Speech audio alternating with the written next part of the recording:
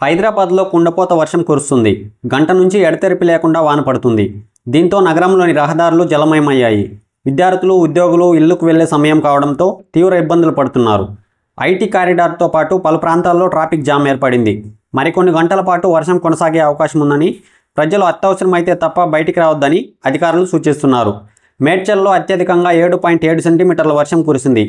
బహదూరులో 7.6, జూపార్క్లో 6.9, నాంపల్లిలో 6.1, బండ్లగూడలో 5.2 సెంటీమీటర్ల వర్షపాతం నమోదైంది. కుండపోత వర్షంతో నగరంలోని లోతట్టు ప్రాంతాలు జలమయమయ్యాయి. ఇళ్లల్లోకి నీరు చేరడంతో ప్రజలు తీవ్ర ఇబ్బందులు పడుతున్నారు. పంజాగుట్ట, మాదాపూర్, బేగంపేట, సికింద్రాబాద్ తదితర ప్రాంతాల్లో భారీగా ట్రాఫిక్ జామ్ ఏర్పడింది. రాబోయే 4 రోజులు దక్షిణ కోస్తా రాయలసీమలో విస్తృతంగా పిడుగులతో కూడిన వర్షాలు పడతాయని ఏపీ విపత్తుల నిర్వహణ సంస్థ అంచనా వేసింది. రేపు ప్రకాశం, నెల్లూరు, కర్నూలు, అనంతపురం జిల్లాల్లో అక్కడక్కడ మోస్తరు నుంచి భారీ వర్షాలు పడే అవకాశం ఉందని పేర్కొంది. కోనసీమ, తూర్పుగోదావరి, పశ్చిమ గోదావరి, ఏలూరు, కృష్ణా, ఎన్టీఆర్, గుంటూరు, బాపట్ల, పల్నాడు, నంద్యాల, శ్రీ సత్యసాయి తదితర జిల్లాల్లో మోస్తరు వర్షాలు కురిసే అవకాశం ఉందని తెలిపింది.